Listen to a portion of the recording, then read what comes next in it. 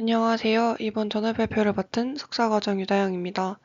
제가 오늘 발표할 논문은 머신러닝 알고리즘으로 파킨슨 병과 수전증을 분류한 연구입니다.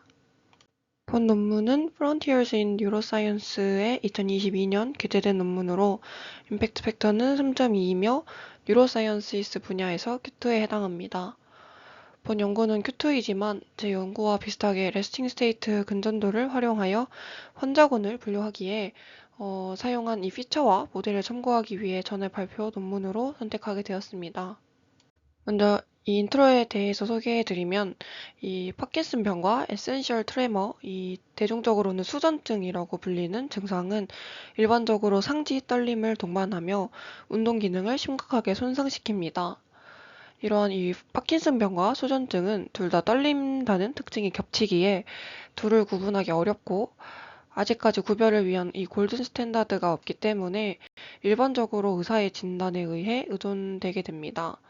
그러나 이 질병의 초기 단계에서는 두 병을 구분하기 어렵고 실제로 파킨슨의 4분의 1이 수전증으로 오진된다고 합니다.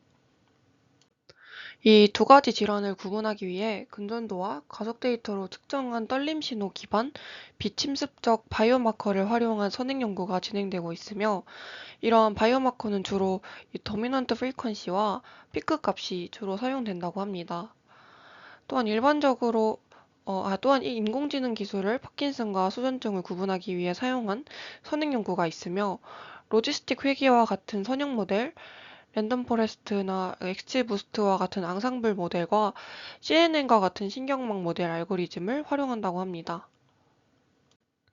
다음 문단에서는 이 파킨슨 환자의 상지 떨림은 주로 휴식 상태일 때 떨림으로 나타나기 때문에 이 파킨슨과 수전증을 구별하는 데 중요한 증상으로 사용될 수 있지만 수전증 환자의 20%만이 이러한 떨림을 보이기에 본 연구에서는 휴식 자세 외에 스트레칭 자세와 몇 가지 새로운 자세를 도입하여 두 질병을 구별했을 때 더 효과적임을 보인 선행 연구를 기반으로 자세를 선정하였다고 합니다. 이렇듯 이 상지 떨림 정보를 사용하여 파킨슨과 수전증을 구별하는 연구가 수행된 바 있지만 다양한 상지 자세와 떨림 특징 및 이 데모그래픽 정보가 진단에 미치는 영향은 거의 연구된 바 없다고 합니다. 따라서 본 연구에서는 7가지 머신러닝 예측 모델을 활용하여 평가하고 결과에 따라 두 질환의 진단에서 다양한 상지 자세, 떨림 특징 및 데모그래픽의 상대적 중요성을 분석하고 비교하였습니다. 분석을 위해서 데이터는 상지 떨림이 있는 파킨슨병 또는 에센셜 트레머가 확인된 환자 398명이 모집되었으며 대부분 약물을 투여받고 테스트를 진행하였습니다. 두 개의 가속 센서는 양손의 디지털 핑거에 부착되었고 6개의 근전도 센서는 양팔의 익스텐서와 플렉서에 부착되었습니다.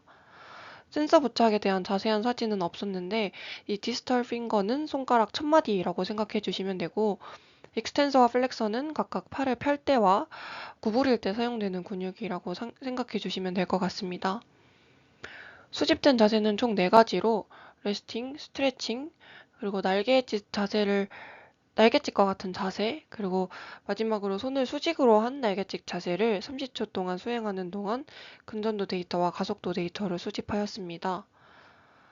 각 환자의 연령과 성별에 대한 데모그래픽은 우측 테이블과 같으며 각 자세에 따라 도미넌트 프리퀀시와 평균 앰플리튜드를 구하여 총 40개의 떨림 변수를 구했습니다.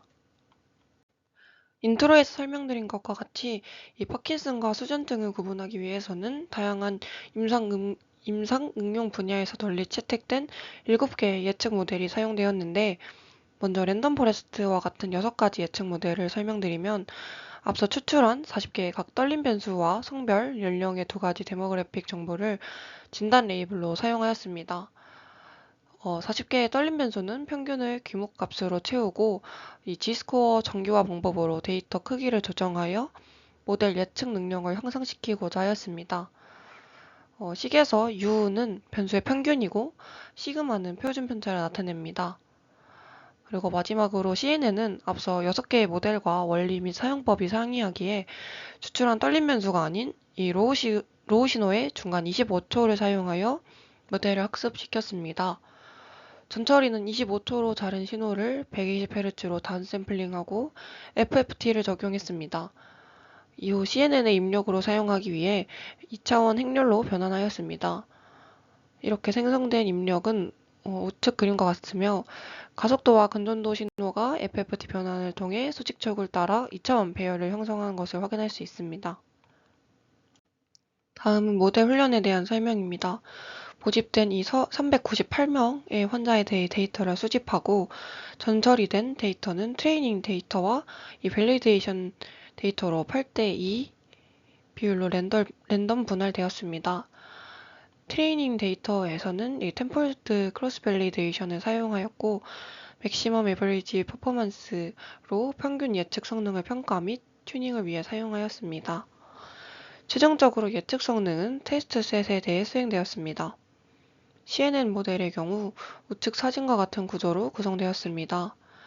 간단하게 설명드리면 이 첫 번째 컨볼루션 레이어는 노멀라이즈된 이 2차원 입력을 받았고 4x20 컨볼루션 커널을 사용하여 출력 크기가 6x73인 신호 센서의 로컬 신호의 정보를 융합하였습니다.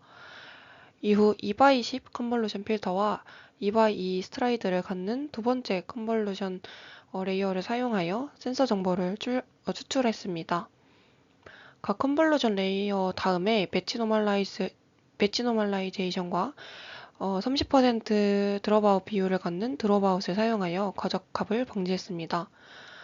마지막으로 이 풀리 커넥티드 레이어와 소프트맥스 분류기를 사용하여 파킨슨과 수전증을 구별하였습니다.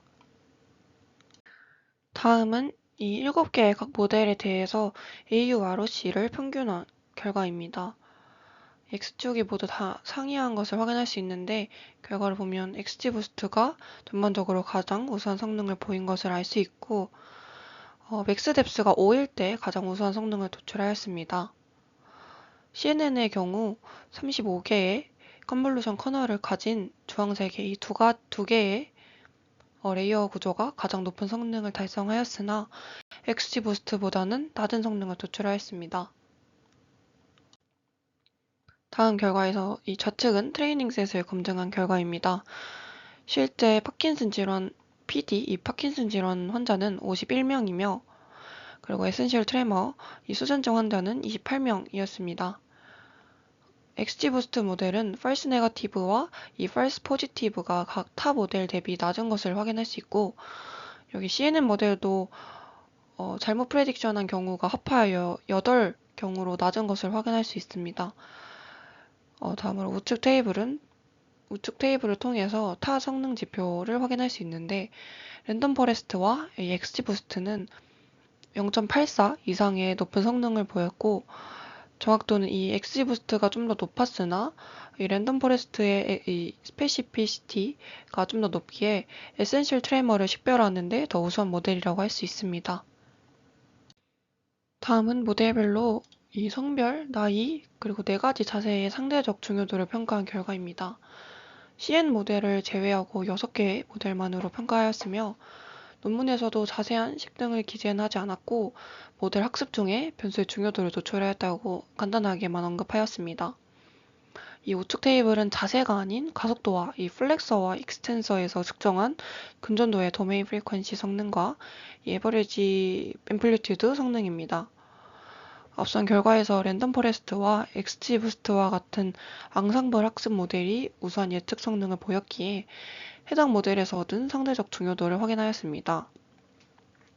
각 결과에 대해 순위를 매기면 이 레스팅과 이 윙잉, 날개 자세와 이 플렉서에서 추출한 도메인 프리퀀시와 그리고 에버리지 앰플리튜드가 모델 예측에 상당한 영향을 미치는 것을 확인할 수 있으며 또 성별과 연령은 두 결과 모두에서 적은 영향을 끼치는 것을 확인하였습니다. 마지막으로 결론입니다.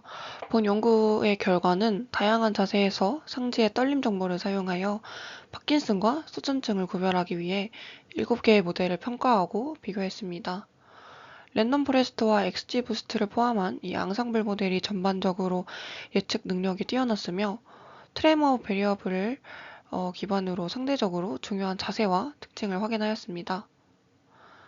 저도 현재 이 레스팅 EMG 연구를 진행하고 있고, 저널 미팅 논문으로 이 트레머, 이런 떨림 데이터를 활용한 연구는 처음 소개드리는 것 같은데, 환자 대상이지만 트레마 정보를 활용하여 다양한 변수를 추출한 점이 흥미로웠습니다.